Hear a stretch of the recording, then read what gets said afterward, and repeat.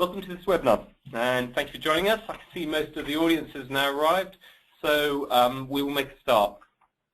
Before we get into the meat of the presentation, I'll briefly mention what is coming up. There are 3 webinars in the series. First one, this introductory one, will include a demonstration of Gorkana surveys, briefly talking about some of the features of our approach to conducting fast polls and longer surveys. We will then talk about how and why surveys can be useful and how they can be used to benefit your clients' PR programs. This will be done by running through some use cases to demonstrate the value of surveys. The second webinar, this time next week, will run through the creative considerations of how to devise great surveys, including how to frame your questions and the considerations that always need to be borne in mind to get the most from your survey-based PR. The final webinar, to be held at this time in 2 weeks, will cover practical rules for helping you write great questions so that your answers are as accurate, objective, and as easy to interpret as possible. This will end with a demonstration of how to get the best from your results so that the findings are as interesting as they can be and reach their ultimate goal of creating successful PR.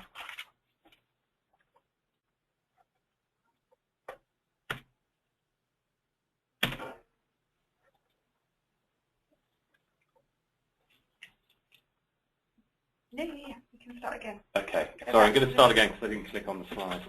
We can easily start the start bit. Okay, right. Are you doing the polling question again? No. Okay, sorry. That will be my first take and only take. Right, here we go. Sorry. Okay. Welcome to this webinar. Thanks for joining us. Most of the audience has now arrived, so we'll make a start. Before we get into the meat of the presentation, I'll briefly mention what is coming up. There are 3 webinars in the series. First one, this introductory one, will be included a demonstration of Gorkana surveys, briefly talking about some of the features of our approach to conducting fast polls and longer surveys. We'll then talk about how and why surveys are useful and how they can be used to benefit your clients' PR programs. This will be done by running through some use cases to demonstrate the value of surveys. Second webinar, this time next week, will run through the creative considerations of how to devise great surveys, including how to frame your questions and the considerations that always need to be borne in mind to get the most from your survey-based PR. The final webinar, to be held at this time in 2 weeks, will cover practical rules for helping you write great questions so that your answers are as accurate, objective, and as easy to interpret as possible. This will end with a demonstration of how to get the best from your results so that the findings are as interesting as they can be, so they reach the ultimate goal of creating successful PR.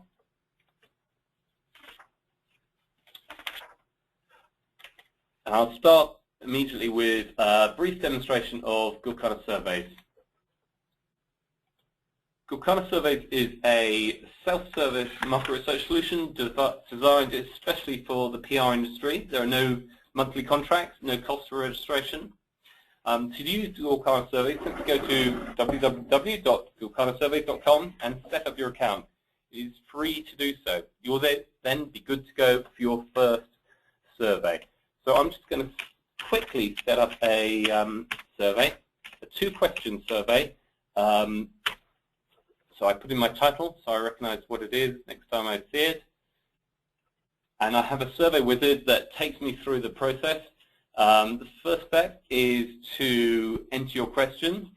So I will answer a question about pensions. So do you think currently saving for retirement? And you can add more answers here, but I'm going to just put yes and no. At this point, you could add more questions, which we're going to do here. So I'm going to add another question. And the question is, what do you tend to do when it comes to retiring? The answers could be continue working,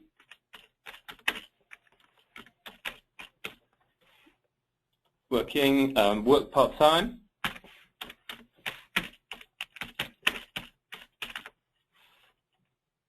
I'm I'm going to add some more answers, so I'll add 3 more answers to this question.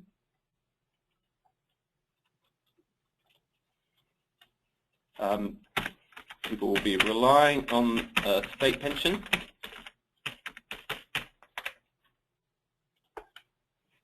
rely,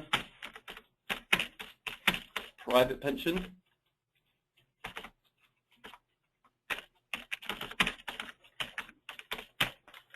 and I think there'll be some people who are not sure. So there's your questions. There are 2 questions. Second question has 5 answers. You can add more answers. You can add an image. You can add, make it multi-choice. In this case, I'm going to make it multiple answers, so they can choose. Respondents can choose more than one answer. And I'm going to also make it as possible so the answers are randomized to avoid any order bias. Additionally, I'm going to show this answer, I'm not sure, last.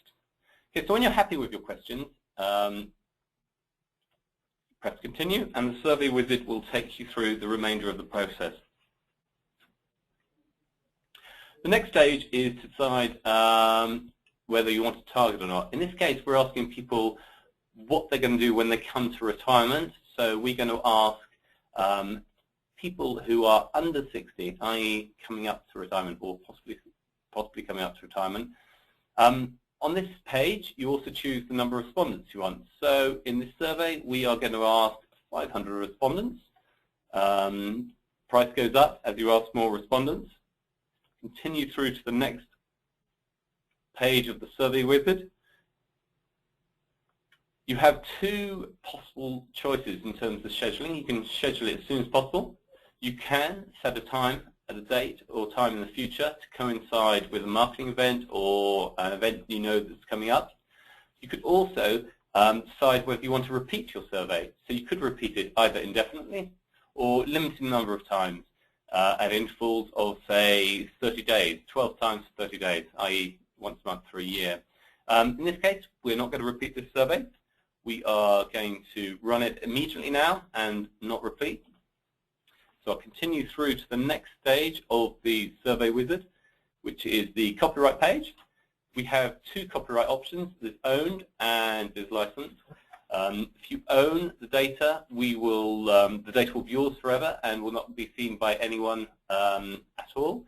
If you license the data, we may take a look after 3 months and we may decide that the survey was really interesting and we might write a blog piece about it. We may then contact you to see if that's fine. If we continue through the next page, the final screen is the confirmation screen. You have a chance here to edit any part of your survey. If you're happy with the survey, you just press submit. Just press submit, and it will then go live. After you submit it, it is reviewed by a trained market researcher, and if the survey benefits from any changes, it will be returned to you with advice, at which point you can make the changes and resubmit the survey. Assuming the survey is fine to go ahead, it is then moderated and will go live. So I'll leave that one there, and we'll come back to that, but leave it running whilst we go through the rest of the webinar.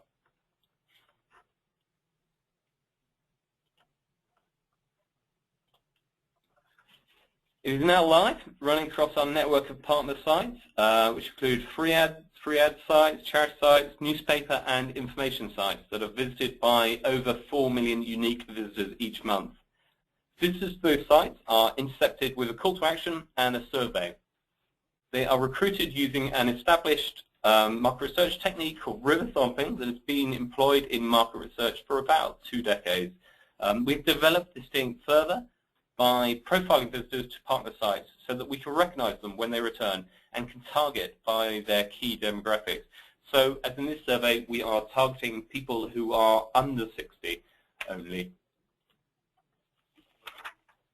Whilst the survey is running live, I'm going to run through some examples of when to use surveys.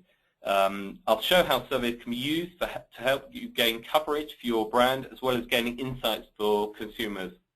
The first use case I will discuss is PR surveys, how they can be useful and why to do them.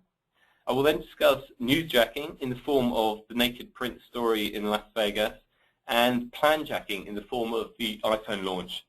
Both of these approaches are effective ways of using surveys to keeping a conversation going and stimulating debate in the press, blogs, and social media.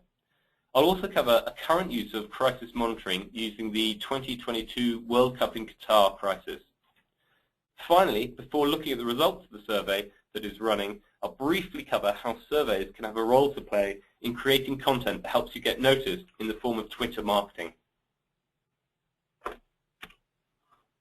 Tip number 1, you should consider using a survey when you want to find a compelling angle or hook for your story, or if you need content for a press release and think some data will help you get noticed or support the angle you're proposing. A recent estimate put the number of stories that were published that had as their basis some survey stats at 25,000 annually, the majority of which were specifically commissioned to achieve this coverage. These stories can be seen on a daily basis in a variety of different publications and are sometimes gathered in summary form once a week by publications like Time Out or Metro in the form of interesting survey stats that they have seen.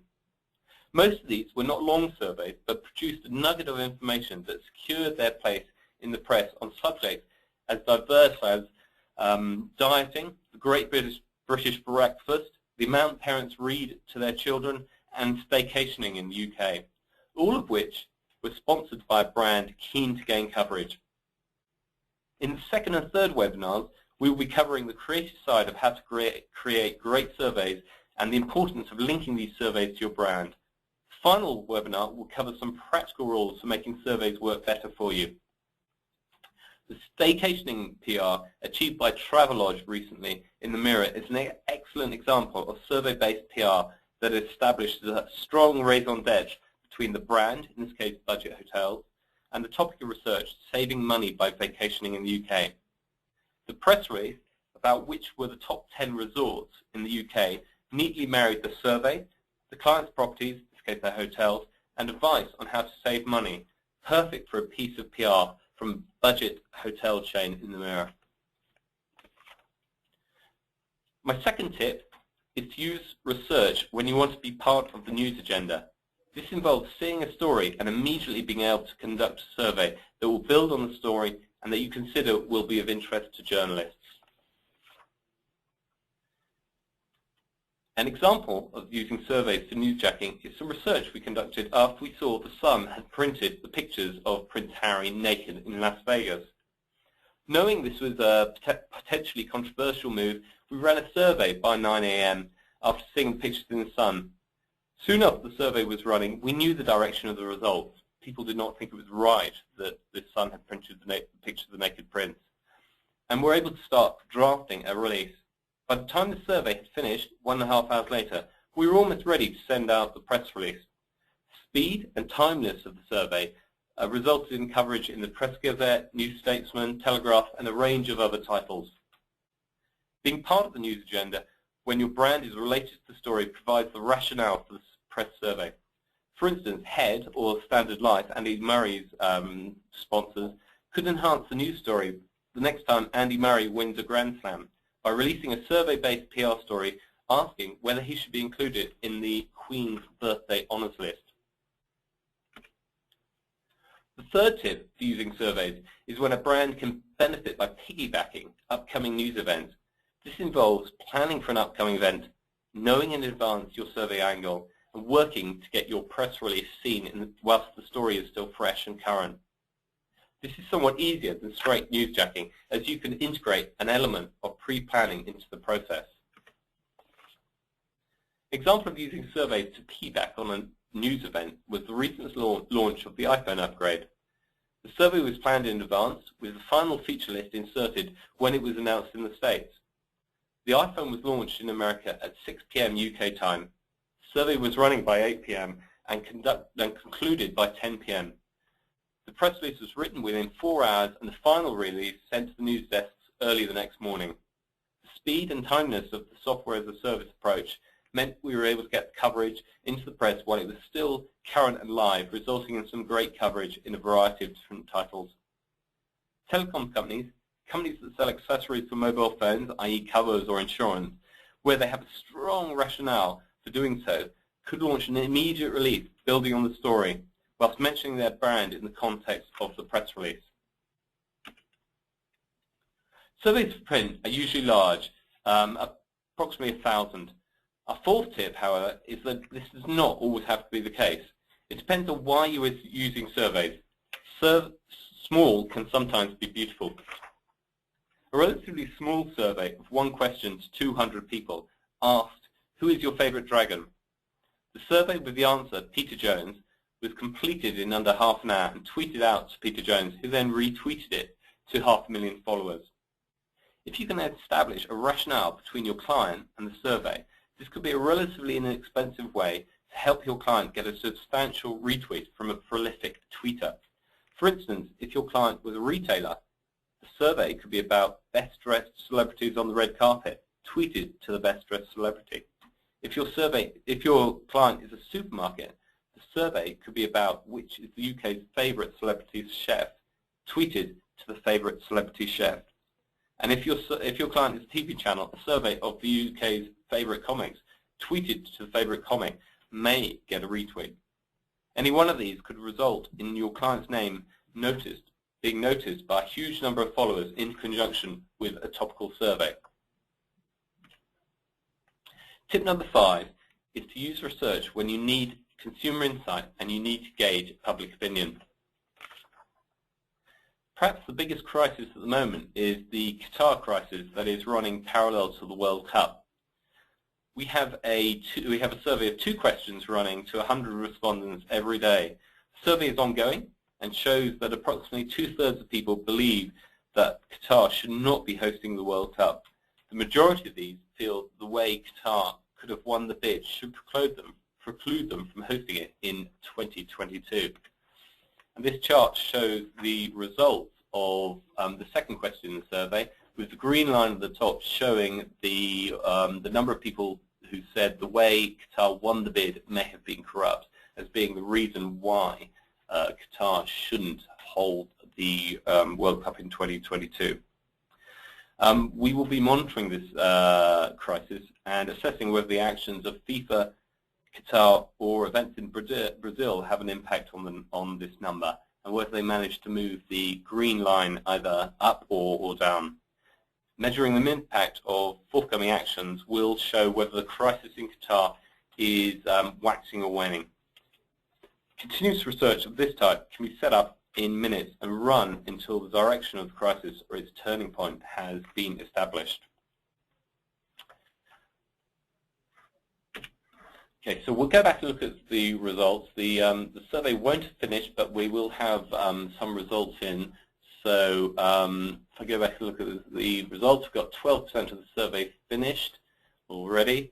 And the results come. So at any point of time, as soon as the first respondent has answered the survey, you can go in and look at the results. And these results are running live. We've got 64 people in the last 10 or so minutes. Do you think you're currently saving for your retirement? Just slightly more, saying no, they're not. You can then look by gender, so you can see that slightly more men saying yes, they are saving for their retirement compared to women. If you look by income, you'll see that the lower income group are the least likely to say they're currently saving enough for their retirement. You can also look at age range. So surprising number of young people, it's a very small base size still, but saying that they're currently saving for their retirement, currently believe they're saving enough for their retirement. We've also looked by location. So there are 4 demographic groups that you can look for. People in London much more likely to say they're saving for their retirement. The second question again, a lot of people, 30%, 50, almost 50% are going to continue working part-time or full-time, with approximately a third, just less than a third, saying they're not sure what they're going to do. Again, if you're looking for a PR story, Women are more likely to work either full-time or part-time than men. And if we look at age range, perhaps, age range, yeah, there's whatever age range you are, there's a big body of people that are going to work either full-time or part-time. When the results are finally in, you have some other analysis options, but these only become available when all the results are in and the survey is finished. But you can filter the results by, so you can filter results by perhaps women age 18 to 29 and see how those compare to men age 18 to 29. So there's further ways you can dig down into the data. That concludes our webinar for this week. Just leaves me to give a quick reminder about webinars coming up. The next webinar will discuss the creative side of devising surveys. It will be held on June the 30th at 3 p.m. and it will cover starting with your dream headline, linking it to your brand, and aiming for a single nugget of information, with the aim of helping you develop your client as having a voice, a stance, and a position in the market. The final webinar, to be held on July the 7th at 3 p.m, will cover the rules that need to be followed for writing great surveys and how to find your nugget. Since our time is done, this just leaves me to say thank you for attending, and I hopefully see you at the same time next week. Thank you.